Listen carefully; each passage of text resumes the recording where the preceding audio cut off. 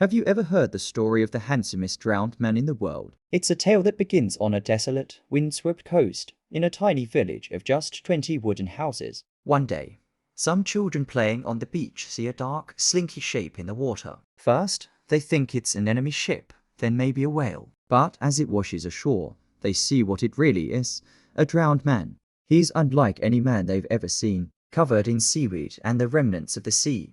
He's heavier than a horse and taller than any man in the village. The villagers are baffled. They've never seen anyone like him. He's a stranger for sure. In their small, isolated community where everyone knows everyone, this giant from the sea is a profound mystery. That night, the men go to neighboring villages to ask if anyone is missing, while the women stay behind to care for the body. As the women clean him, they discover the truth of his magnificence. They scrape away the crust of mud and scales, untangle the deep-sea vegetation from his hair, and see that his clothes are shredded, as if he'd journeyed through coral labyrinths. Underneath it all, he isn't just tall. He's the strongest, most virile, and best-built man they have ever laid eyes on. He is so grand that he doesn't even fit into their imagination. There isn't a bed large enough or a table strong enough for his wake. Fascinated, the women decide he deserves dignity in death. They sew him pants from a sheep's sail and a shirt from fine bridal linen. As they work, they begin to dream.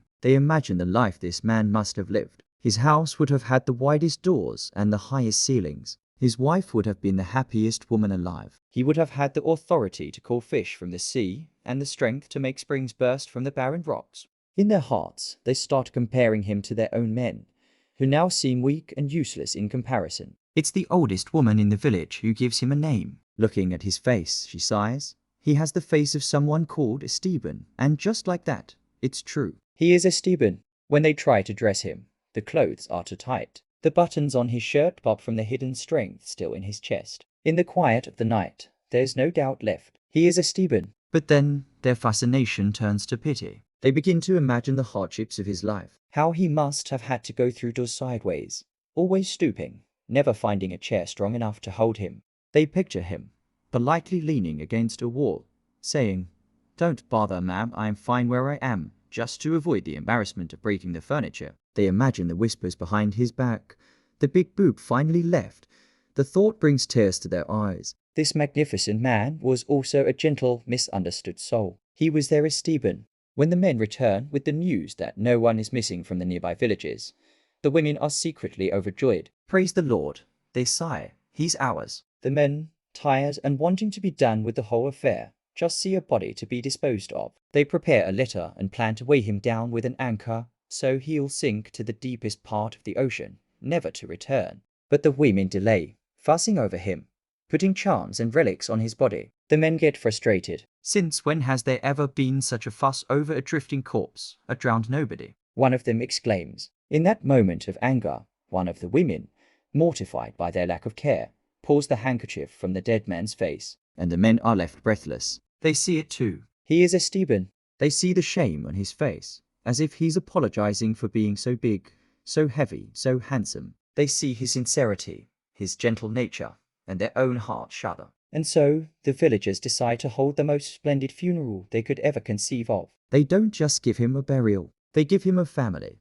They choose a father and mother for him, aunts, uncles and cousins, until every single person in the village is his kin. Word spreads, and people from other villages come with armfuls of flowers, so many that it becomes hard to walk. They become aware, for the first time, of the desolation of their own streets, the narrowness of their dreams when faced with the splendor of their drowned man. When the moment comes, they let him go back to the sea, but without an anchor. They want him to be able to return if he wishes. As his body sinks into the abyss, they know their village will never be the same. They are no longer complete without him, but they also know that everything is about to change. From that day forward, they will build their houses with wider doors, higher ceilings, and stronger floors, so Esteban's memory can move freely. They will paint their houses in bright, gay colors and plant so many flowers on the cliffs that the scent will travel far out to sea. And in the years to come, passengers on great ships will awaken to the smell of gardens on the high seas.